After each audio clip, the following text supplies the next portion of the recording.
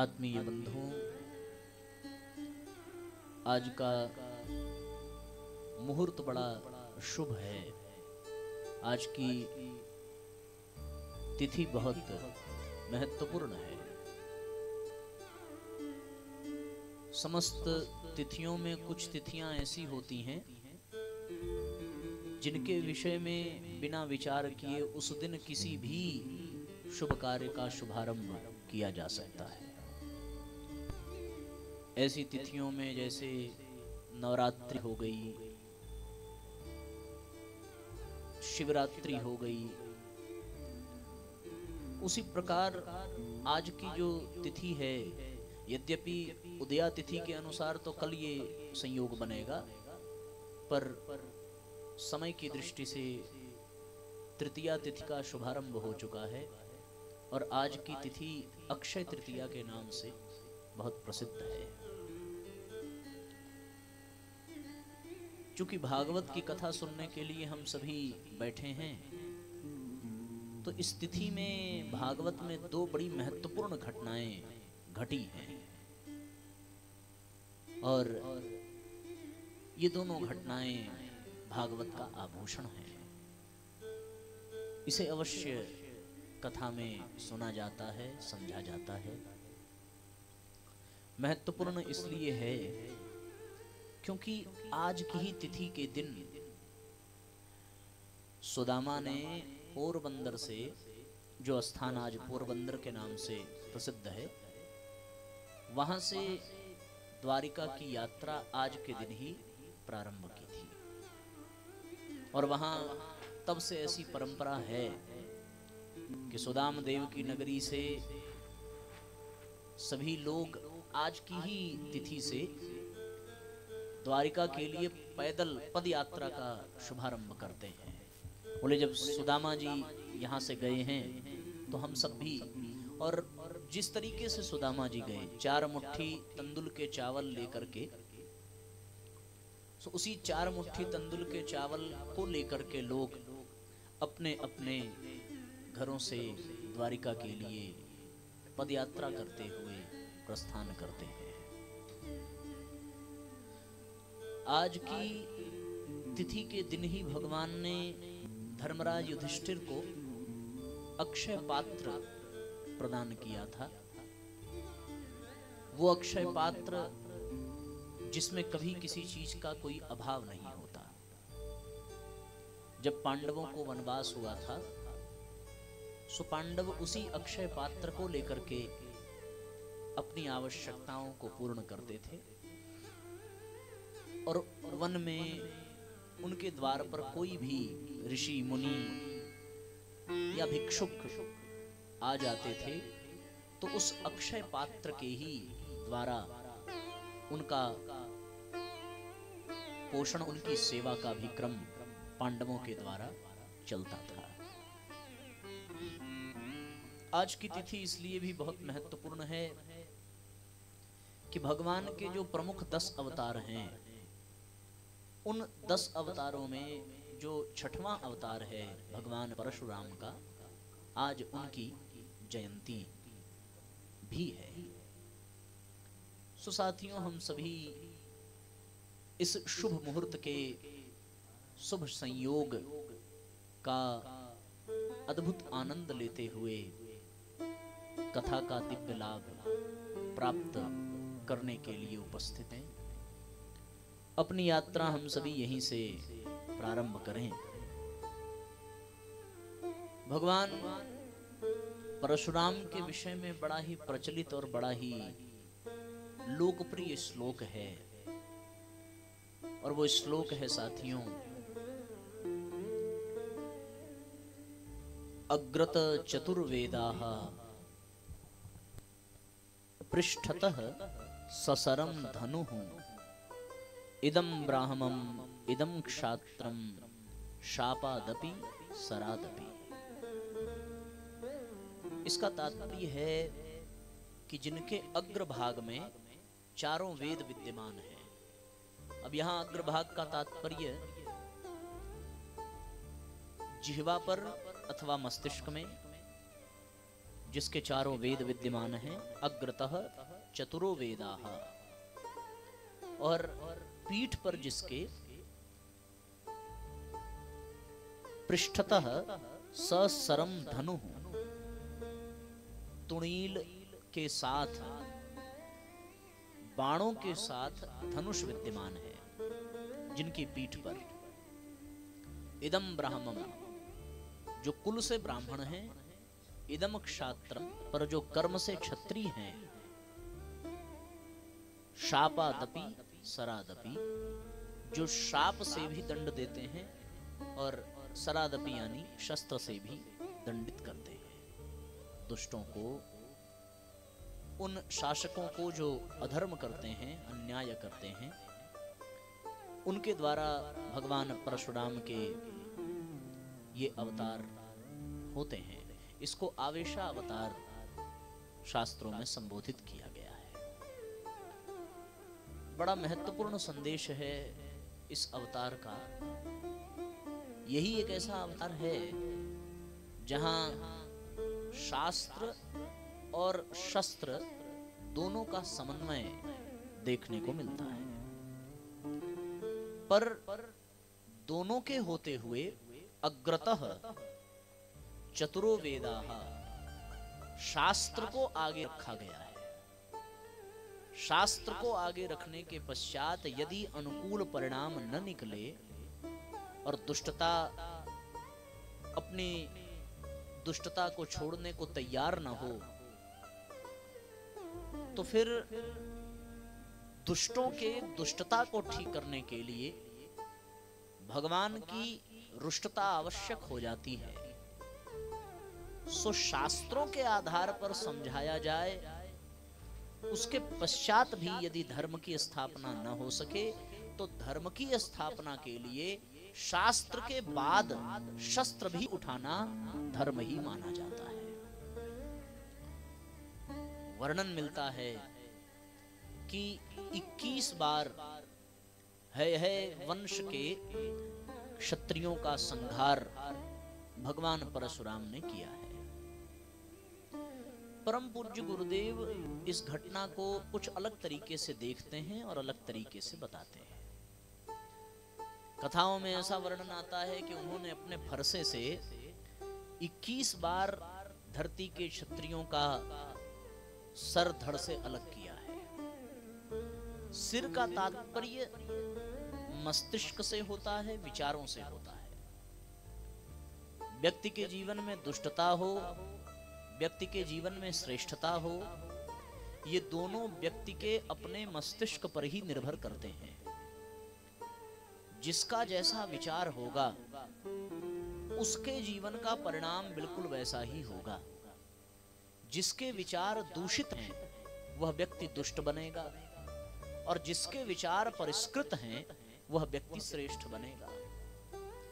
परिष्कार से श्रेष्ठता का परिणाम मिलता है और दूषित हो जाने से दुष्टता का परिणाम मिलता है।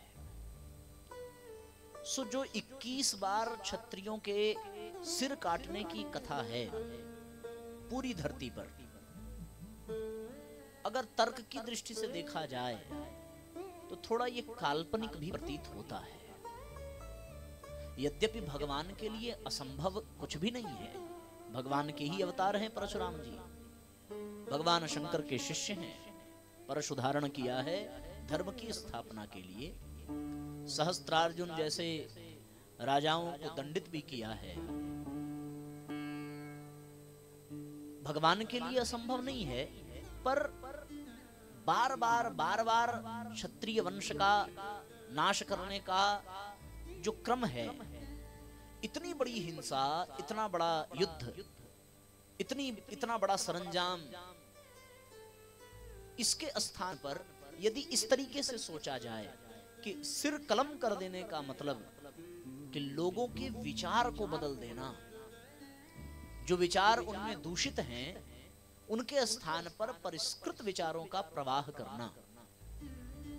दूषित विचार मस्तिष्क से मिटें, सिर कलम करने का मतलब ये हुआ ना, सिर बदल देना ये समाधान नहीं है। सिर काटने से अधिक समीचीन ये प्रसंग लगता है कि 21 बार सिर काटा होगा सब क्षत्रियों का, इस पर विचार करें। और इस पर विचार करें कि 21 बार कोई ऐसा अभियान चलाया होगा जिससे उन क्षत्रियों के दूषित विचार मिटे होंगे और परिष्कृत विचार जागृत हुए होंगे। ये ज्यादा तर्कसंगत लगता है। सो भगवान परशुराम के द्वारा विचार क्रांति अभियान का सूत्रपात किया गया। जब जब इस धरती पर दुष्टता बढ़ती है और वो दुष्टता केवल और केवल दूषित विचारों के कारण बढ़ती है, तब तब भगवान परशुराम अपने परशु से, यानी अपने फरसे से, यानी अपने शस्त्र से और अपने शास्त्र से, जहां शास्त्र काम न करे वहां शस्त्र, और जहां शास्त्र से काम बन जाए वहां बिना शस्त्र के विचार परिवर्तन का क्रम उन्होंने प्रारंभ किया था। उसी प्रकार परम पूज्य गुरुदेव भी जब इस दुनिया में अवतार लेकर के आए तो उन्होंने भी परशुराम, भगवान परशुराम की भांति ही एक ऐसा अनोखा अभियान चलाया विचार क्रांति का। बस अंतर ये था कि उनके हाथ में फरसा था, वो फरसा भी लकड़ी की बेंत का, और पूज्य गुरुदेव के हाथ में कलम थी, वो कलम भी लकड़ी की। सो उन्होंने फरसे से रक्त बहाया, पर पूज्य गुरुदेव ने कलम से स्याही बहाई। काम दोनों के द्वारा एक ही हुए। उन्होंने शस्त्र और शास्त्र के द्वारा विचार परिवर्तन किया और पूज्य गुरुदेव ने अपनी लेखनी के द्वारा विचार क्रांति अभियान चलाया। तो भगवान परशुराम का अभियान एक तरीके से ये कहा जा सकता है कि विचार परिवर्तन का अभियान था। न केवल था बल्कि है, क्योंकि कुछ ऐसे महापुरुष हैं जिनको ये माना जाता है कि वो अमर हैं और वो आज भी हैं, जैसे अश्वत्थामा, महाराज बलि, मार्कंडेय ऋषि, हनुमान जी और भगवान परशुराम। फिर इस तरीके से ये जितने भी महापुरुष हैं, 7-8 महापुरुषों की गणना है जो अमर हैं, उनमें भगवान परशुराम भी हैं। जब जब विचारों की श्रृंखला दूषित होती है तब तब भगवान परशुराम विचार परिवर्तन का यह अभियान प्रारंभ करते हैं। सो भगवान परशुराम जमदग्नि ऋषि के यहाँ जन्म लेकर के अपने अवतार का उद्देश्य, अवतार का प्रयोजन पूर्ण करते हैं। और जब पूरी तरीके से दुष्टता का शमन हो गया, चारों तरफ सतयुगी वातावरण फिर से विनिर्मित हो गया, तो फिर वही भगवान परशुराम इस धरती को दान में दे करके जो क्षत्रियों से युद्ध किया या क्षत्रियों के विचार बदले, तो जो विचार प्रवर्तक होगा वही तो स्वामी होगा। जो दूसरों के विचारों को नियंत्रित करे, परिवर्तित करने की क्षमता रखे, लोग उसी का ही अनुसरण करेंगे। इस दृष्टि से समूची धरती के स्वामी भगवान परशुराम हो गए।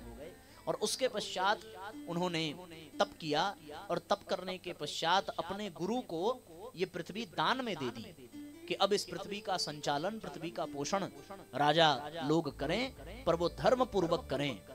तो पृथ्वी का दान किया और महेंद्र पर्वत पर वो जाकर के तप करने लगे। अब जब भगवान परशुराम ने ये देखा कि भगवान नारायण का एक और अवतार इस धरती पर हो चुका है, राम अवतार के रूप में, सो भगवान राम के आगमन पर जब तक रामावतार नहीं हुआ था तब तक धरती पर बार बार आना, यहाँ का परीक्षण करना, यहाँ का मूल्यांकन करना, जहां जहां कमियां हो, जहां जहां खोट हो उसको ठीक करना, ये क्रम उनका निरंतर चलता रहा। पर जब धनुष यज्ञ में महाराज जनक के यहाँ उन्होंने भगवान के यानी अपने ही अगले अवतार को देखा, राम के रूप में, दशरथ नंदन भगवान श्री राम के रूप में, तो फिर वो निश्चिंत हो गए। वहां उन्होंने परीक्षण किया है और भगवान नारायण के धनुष को भगवान श्री राम को प्रदान किया है कि यदि आप इस पर बाण का संधान करें और आप इसको चलावें तो मैं निश्चिंत हो जाऊंगा और फिर निश्चिंत होकर के इस धरती का भार आपको सौंप करके मैं अपने अगले यात्रा की ओर प्रस्थान करूंगा। तो उन्होंने राम रमापति करधन लेहूं खींचहूं चाप मिटहि संदेहूं। और जब भगवान ने प्रत्यंचा चढ़ाई है, बाण चलाया है, तो भगवान परशुराम निश्चिंत हो गए कि अब ये धरती ऐसे क्षत्रियों के पास है जो केवल और केवल धर्म के पथ पर चलने वाले हैं। रामो विग्रहवान धर्मः, राम साक्षात धर्म मूर्ति हैं। और राम जैसे धर्मात्मा के हाथों में इस धरती का समस्त उत्तरदायित्व सौंप करके भगवान परशुराम जनकपुर से अपनी यात्रा प्रारंभ करते हैं। और गए कहां? वो गए हैं उत्तराखंड की भूमि पर, देवात्मा हिमालय के छत्र छांव में। वहां आज भी एक बड़ा पवित्र और बहुत पुनीत स्थान है। जो लोग चारों धाम की यात्रा पर जाते हैं या उस क्षेत्र में जब यात्रा पर जाते हैं तो वहां यात्रा दर्शन करने जरूर जाते हैं। कौन सा स्थान है? तो भगवान परशुराम एक स्थान पर हिमालय के ही परिसर में जाकर के वहां फूलों का, नाना प्रकार के फूलों का वो रोपण करते हैं। और आज के समय में वो स्थान फूलों की घाटी के नाम से प्रसिद्ध है। इसका हर उस ग्रंथ में वर्णन है जो हिमालय की यात्रा के संदर्भ में लिखा गया है।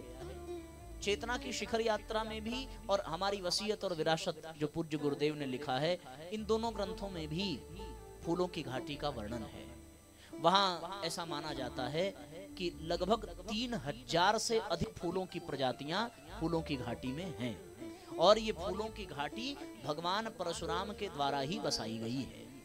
जब वो निश्चिंत हो गए कि अब राम का अवतार हो चुका है और अब धरती को संभालने के लिए शस्त्रों की आवश्यकता नहीं है, सो उन्होंने अपने शस्त्रों का त्याग किया और अपने जीवन के उत्तरार्ध को वृक्षारोपण में, अपने जीवन के उत्तरार्ध को पुष्पों को संभालने में, सजाने में उन्होंने लगाया। इससे एक बहुत बड़ी सीख मिलती है साथियों, और वो सीख ये है कि हम सब भी अपने जीवन में धर्म की स्थापना का यह उपक्रम अपनावें कि पहले शास्त्र के द्वारा हम धर्म को समझने और जीवन में उतारने और धर्मात्मा बनने का प्रयत्न करें। यदि केवल शास्त्र अध्ययन से धर्म हमारे भीतर न उतर सके तो फिर उसके बाद शस्त्र के भी प्रयोग का विधान शास्त्रों में ही बताया गया है। तो ये शस्त्र का भी प्रयोग करना आवश्यक हो तो किया जाना चाहिए। और जब पूर्ण रूपेण हमारा उत्तरदायित्व, हमारी जिम्मेदारियां पूर्ण हो जाएं, तो हमें यहां से अपने उत्तरदायित्वों को समेट करके समाज के कल्याण में अपने आप को लगा देना चाहिए, जैसे भगवान परशुराम ने अपने आप को लगा